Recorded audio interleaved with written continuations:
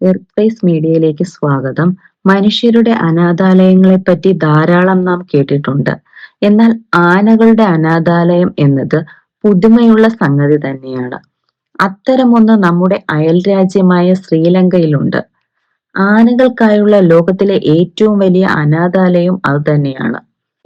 ശ്രീലങ്കൻ തലസ്ഥാനമായ കൊളംബോയിൽ നിന്ന് പഴയകാല രാജനഗരമായ കാൻഡിഡിലേക്ക് പോകുമ്പോൾ പിന്നാവാല എന്നൊരു സ്ഥലമുണ്ട്. അവിടെയാണ് അനാഥരായ ആനകൾ സർവ്വസുഖ സൗകര്യങ്ങളോടുകൂടിയും വാഴുന്നത്. ഏകദേശം 70ഓളം ആനകൾ അവിടെ താമസമുണ്ട്. 1975-ലാണ് ശ്രീലങ്കൻ വന്യജീവി വകുപ്പ് ആനകളുടെ അനാഥാലയം തുടങ്ങിയത്. രോഗം മൂലമോ വേട്ടക്കാരുടെ വെടിയേറ്റോ തള്ളയാന ചെരിയുമ്പോഴാണ് കുഞ്ഞുങ്ങൾ അനാഥരാകുന്നത്. ആനപിടുത്തം നിലവിലുണ്ടായിരുന്ന കാലത്ത് കാട്ടിൽ നിർമ്മിച്ച വാരിക്കുഴികളിൽ കുസൃതിക്കിടെ വീണുപോയ ചില കുട്ടിക്കൊമ്പന്മാരെയും കിട്ടി ഉദ്യോഗസ്ഥർക്ക്. തുടക്കത്തിൽ 5 കുട്ടിയാനകളാണ് അന്തേവാസികളായി ഉണ്ടായിരുന്നത്. വേട്ടക്കാരുടെ വെടിയേറ്റും വാരിക്കുഴിയിൽ വീണും പരിക്കുകളോടെ ലഭിക്കുന്ന ആനകളുടെ എണ്ണം വർദ്ധിച്ചപ്പോൾ 75-ൽ തന്നെ ആനകളുടെ അനാഥാലയം വിപുലീകരിച്ചു. 78 ആയപ്പോൾ അനാഥാലയത്തിലെ ആനകളുടെ എണ്ണം 5 കുഞ്ഞുങ്ങൾ ഉൾപ്പെടെ 12ആയി. 1997-ൽ അന്തേവാസികൾ 56-മായി. തൊട്ടടുത്ത വർഷം 63-മായി. 2002-ൽ 70 ആനകളാണ് അനാഥാലയത്തിൽ ഉണ്ടായിരുന്നത്. നാട്ടാനകൾ പാപ്പാന്മാരെ കൊലപ്പെടുത്തുന്നതും ഇടഞ്ഞ് പരാക്രമികളാകുന്നതുമൊക്കെ നമ്മൾ പത്രത്തിൽ ഇടയ്ക്കിടെ പ്രത്യക്ഷപ്പെടുന്ന വാർത്തകളാണല്ലോ. 1-ാം പാപ്പാൻ 2-ാം പാപ്പാൻ എന്നൊക്കെ ഒരു ആനയ്ക്ക് 3 പരിചാരകരെങ്കിലും നമ്മുടെ നാട്ടിലുണ്ട്. എന്നാൽ പിന്നാവാലയിലെ 70ഓളം ആനകളെ മേയിച്ചു നടക്കുന്നത് 4-5 ചെറുപ്പക്കാരാണ്. നീളമുള്ള ഒരു തോട്ടിയുമായി അവർ ആനകൾക്കിടയിലൂടെ നടക്കുന്നു. ആട്ടിൻപറ്റത്തെ കൊണ്ടു നടക്കുന്ന ഇടയന്മാരെ പോലെയാണവർ. പാപ്പാന്മാരുടെ ആക്രോശങ്ങളൊന്നും അവിടെ മുഴങ്ങുന്നില്ല.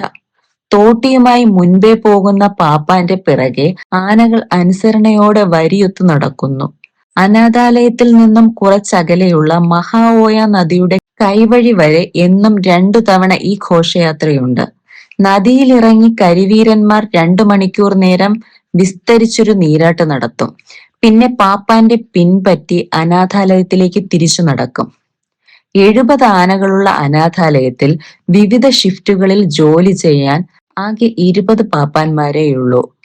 ആനക്കൂട്ടത്തെ പുഴയിലേക്ക് നയിക്കുന്നതും കാട്ടിൽ മേയ്ക്കുന്നതും കൂട്ടിൽ സൗകര്യങ്ങൾ ഒരുക്കുന്നതുമൊക്കെ ഇവരാണ്. അനാഥാലയത്തിൽ കൃത്യമായ ദിനചര്യകളുണ്ട്. രാവിലെ 8-ന് കുട്ടിയാനകൾക്കെല്ലാം പാല് കൊടുക്കും.